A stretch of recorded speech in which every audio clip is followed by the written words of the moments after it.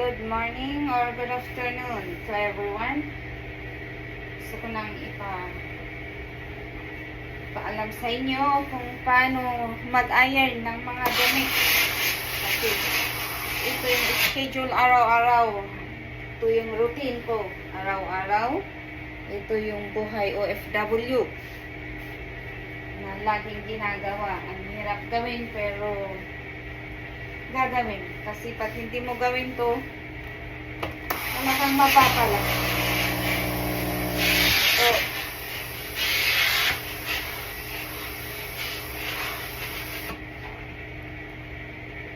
ito yung plancha na steamer. Pag ako'y namamalansya, yung steamer niya, pumupunta sa aking mukha. Kaya ang dami akong spot dito na red. Allergy ata ako sa ironing na may steam. Pero wala akong magawa kasi ito yung trabaho ko. Pagtiisan with love na gagawin. Kasi pag walang love ng gagawin, lagi kang napapagod at nagre-reklamo. Pero pag may love ka sa ginagawa mo, ibig sabihin, masaya ka. Easy lang yung paggawa, trabaho sa mga gawain bahay. Ayan. And then, lahat to gagawin mga ginagawa ko, mga plancha, mga pajama, bedsheet, routine araw-araw, every day, every afternoon, mag-prepare ng pagkain, maglinis, pero ngayon schedule ng ironing, kasi tapos ako sa taas, mag-prepare, naglinis, nag-mop. Next time, ipapakita ko ulit kung paano mag-mop ng floor, paano maglinis ng kitchen, at paano ayusin.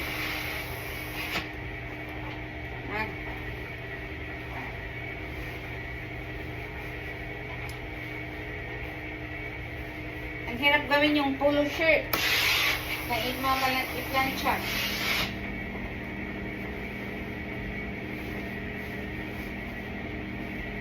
Mas lalo yung bedsheet, diba? So, tapos na. May wrinkles pa rin, pero okay lang. Hindi naman sila masilan sa wrinkles. Hindi, ginahang ko dito.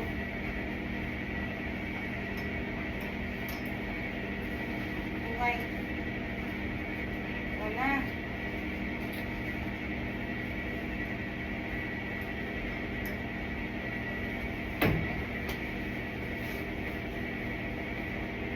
Long sleeve.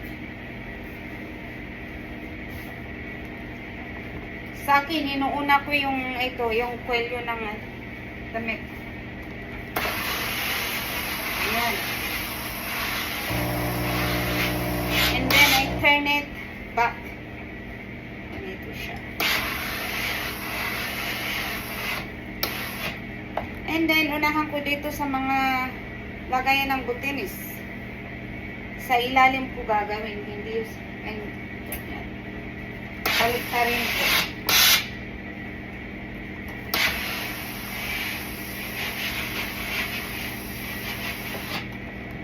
And then sa harapan.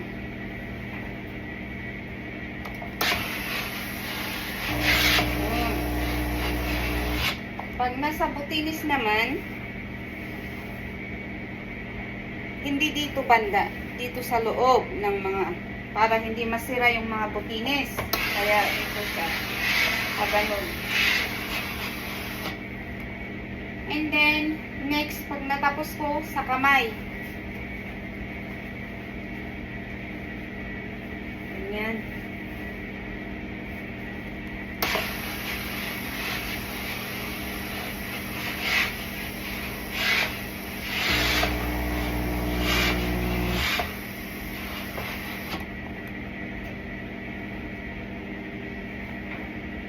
Yan. Then, tarin ko ulit.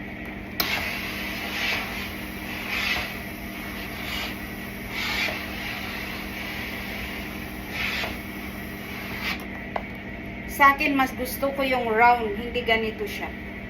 Kasi yung mga iba ganito. Pero sa akin yung round. Gaganon ko yung kamay. Para naging. And then, bubutinis ko. Circle na siya.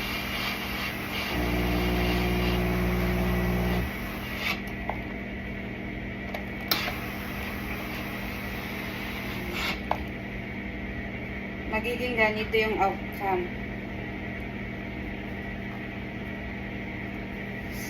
Pag ako yung mamalansya. Pero yung mga iba na nakikita ko, flat na ganyan. Pero sa akin, round.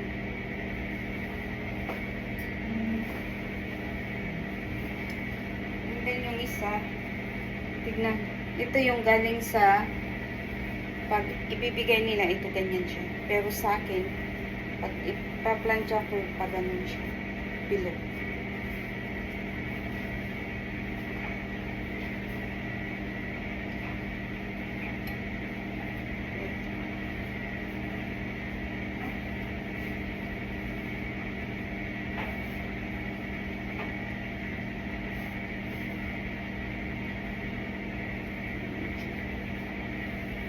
Ang hirap gawin yung pulot ko.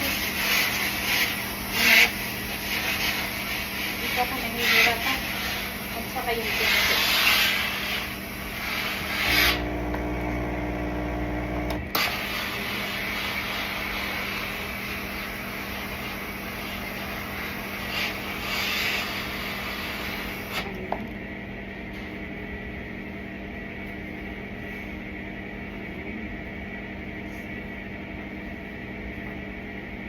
Yung outcome na ngayon.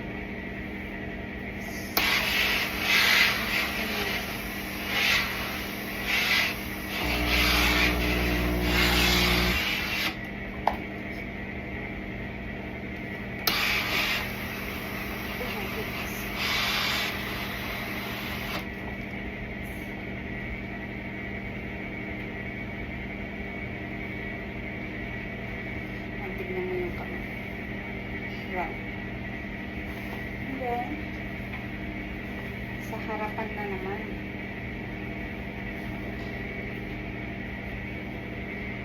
Ito yun.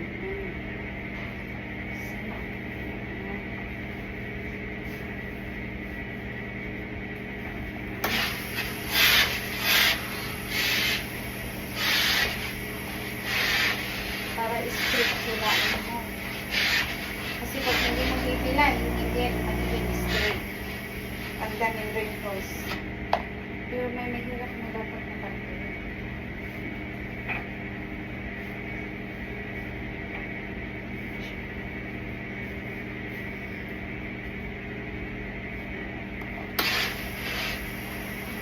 Hindi hilan dito. Sa taas. Para magiging straight.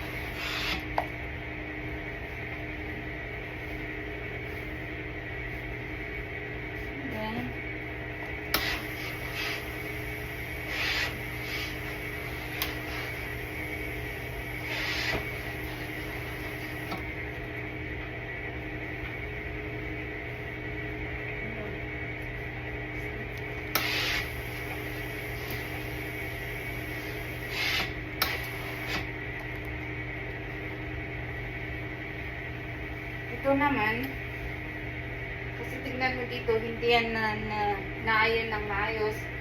Kaya sa point ng iron board.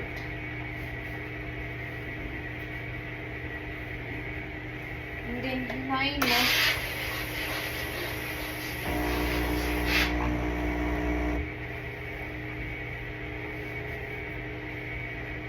Lagay mo din yung isa.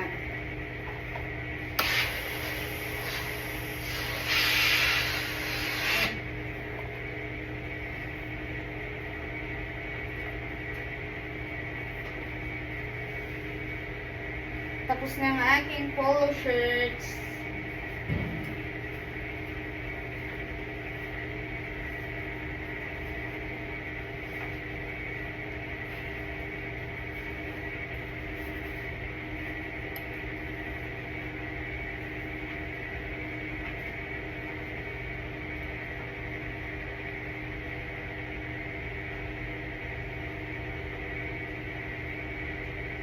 Putinis ko ng 3 na. Ayan.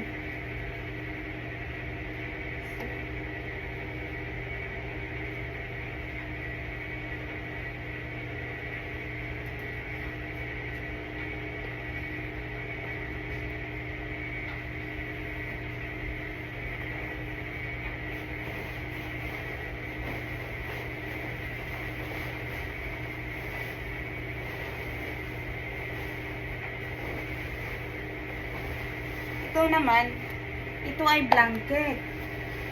Fitted sheet. Na sinasabi nila, fitted sheet. Kasi malaki, pinufold ko siya ng 4 na fold. Kasi mahirap ironing yung blanket.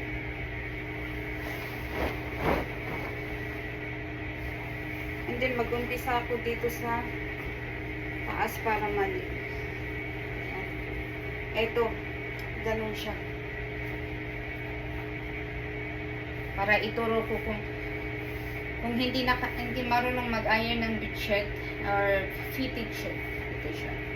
I-fold ko ng 4 na fold. Pero mag-uumpisa ako sa taas. Ayan.